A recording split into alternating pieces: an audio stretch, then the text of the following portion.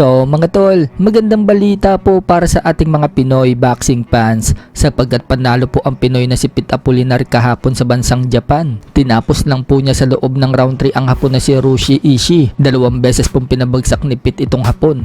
Sa unang bagsak nito mga tol, tinamaan ito ng sunod-sunod na kanan. Nagawa pang bumangon ng Hapon, pero sa pangalawang bagsak ng Hapon, gamit ang left hook, hindi na nakabangon itong Hapon. Kaya panalo po dyan si Pete Apolinar via technical knockout sa round 3. Habang panalo din po ang kapatid ni Gio Santissima na si Alex Santissima na napalaban din sa card na yan. Nang tapusin niya po ang kapwa Pinoy na si Richard Pumikpik sa loob ng first round pa lang. Pinutakti nga po ni Santissima ng suntok agad sa first round at bumagsak ito sa isang body shot. Hindi na nga po dyan nakabangon si Pumikpik kaya panalo si Alex Santissima via knockout sa first round. Bukod dyan, panalo din po ang Hapon na alaga ng Sandman na si Kyoto Narukami. Tinalo naman po niya ang kapwa Hapon na si Roto Maikawa sa loob ng 4th round via technical knockout. Sa kabilang banda naman mga tol, former 3 Division World Champion General Casimero at bare knuckle Super Welterweight World Champion Rolando D nagsanib puwersa. Matatandaan mga tol na nagkita po kahapon sa Lime Hotel ang dalawa para sa weigh-in at mamaya gaganapin na ang laban sa SMX Convention Center. Ayon nga po kay Rolando D mga tol, iisang team na umano sila ni Casimero. Parehas po kasi silang pumirma sa Pen 1 Sports kaya iisang marketing team na daw sila ni Cuadro Alas. Napansin naman ng mga fans ang outfit ni Cuadro Alas, ang chrome hearts na jacket at pants. Sinasabi ng mga fans mga tol, outfit pa lang daw ni Casimero, milyon na daw ang halaga. Samantala, lap trip naman po si Casimero mga tol noong kumain ito ng imported na talaba.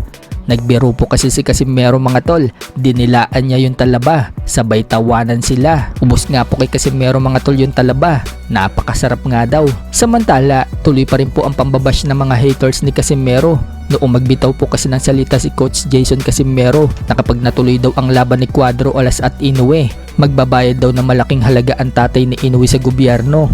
Kapag nagpakamatay daw itong si Inoue, may batas daw kasi sa Japan mga tol na kapag nagpatiwakal daw yung anak mo, magulang daw yung magbabayad sa gobyerno. Kaya bumanat na naman po ang mga bashers ni Casimero, katulad ng pagbanat nila bago ang laban ni Casimero kay Luis Neri. Ito nga po yung mga comment ng bashers. Mauna pa mamatay si Kangkong niyan, kakainggit kay Inoue, siya ang madepress. Nauna ang yabang, baka pagdating ng laban, wala man ibubuga. Ganyan ang reaksyon ng adik pag nasobrahan. Magkapatid nga itong dalawang ito, baka kamo si Unga sa magpapatiwakal pag natalo siya. Kasi wala pa ang laban, sinisigurado na siya ang mananalo. Pag natalo naman, sasabihin tumakbo raw ang kalaban sa kanya. So yan po ang mga comment mga tol ng mga haters noong sabihin ni Coach Jason na magbabayad ng malaking halaga ang tatay ni Inoue sa gobyerno dahil nga magpapatiwakal daw itong si Inoue. Kaya sinasabi ng mga fans ni Casimero mga tol, yan na naman daw yung mga haters ni Casimero, hindi daw madala-dala. So tingnan naman po natin mga tol yung komento ng mga bashers ni Casimero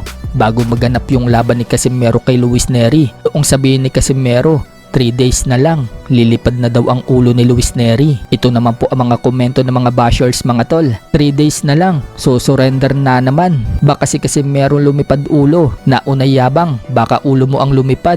Hehe, 3 days na lang, hihingalin na naman. 3 days na lang, kuya pan ni si Hambog Casimero, wag ba una ang yabang? Baka ikaw ang lumipad ang ulo at gumapang dahil sa hingal. So iilan lang po yan yung mga bashers ni Cuadro Alas na nagkamali ng mga sinabi dahil talagang lumipad ang ulo ni Luis Neri sa round 4 pa lang doong tamaan ni Casimero ng left hook. At ngayon mga tol, sinasabi na naman ng mga fans ni Casimero na nag-uumpisa na naman daw itong mga bashers, hindi na daw nadala. Nagkamali na nga daw sila noong prediction nila kay Luis Neri, tapos yan na naman daw sila, may sinasabi na naman.